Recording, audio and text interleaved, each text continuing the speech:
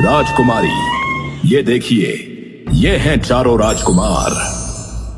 अच्छा, लेकिन इनमें ऐसी क्या विशेषताएं हैं जो मैं उनसे विवाह करने के लिए राजी हो जाऊं? बताइए कि आप में क्या विशेषताएं हैं। महाराज, मैं कपड़ा बेचकर जितना भी धन कमाता हूं, उसका एक हिस्सा मैं देवताओं को चढ़ाता हूं।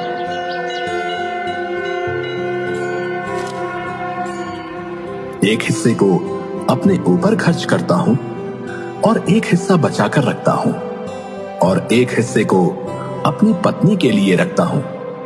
और ये कला सिर्फ मुझे ही पता है।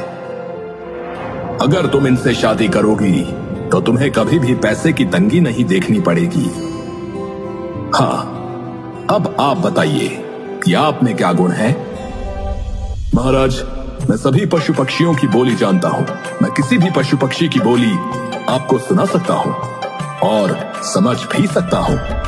महाराज, मुझे सारे वेदों, उपनिषदों और पुराणों का ज्ञान है। अगर आप चाहें तो आप मुझसे कुछ भी पूछ सकते हैं। अभी उसकी आवश्यकता नहीं है। समय आने पर हम आपकी परीक्षा लेंगे। हाँ, बताइए, तुम में ऐसा क्या खास गुण है जो मेरी बेटी तुमसे विवाह करे। महाराज, पशुओं की आवाज निकालना कोई बड़ी बात नहीं और वेद उपनिषदों का ज्ञान भी बहुतों के पास होता है। और पैसों को कैसे और कहां खर्च करना है, ये भी बहुत सारे लोग जानते हैं। लेकिन जो मुझ में विशेषता है वो बहुत कम लोगों में देखने को मिलती है। मैं शब्द भेदी बाण चलाना जानता हूं और मेरा निशाना बिल्कुल सटीक लगता है।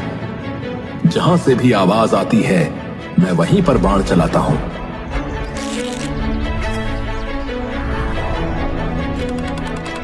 और मेरा निशाना आज तक नहीं चुका।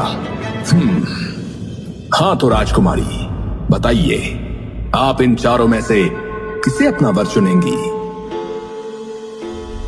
हाँ तो बताइए ब्राह्मण देवता कि राजकुमारी इन चारों लड़कों में से किससे शादी करेगी। महाराज, राजकुमारी बहुत ही समझदार थी।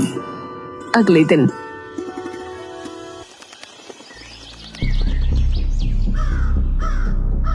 राजकुमारी, आपने कहा था कि आप आज बताएंगी कि आप इन चारों में से किसे अपना वर चुनेंगी। जी पिताजी, मैंने अपना वर चुन लिया है।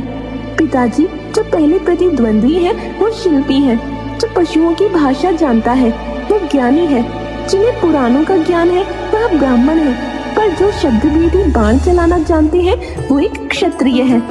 तो एक क्षत्रांगिनी का विवाह भी क्षत्रिय से होना चाहिए।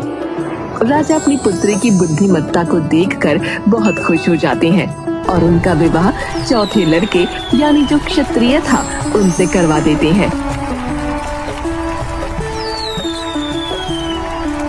वाह, अति उत्तम। ब्राह्मण देवता मान गए आपके ज्ञान को। हाँ तो अजय, अब तुम्हारा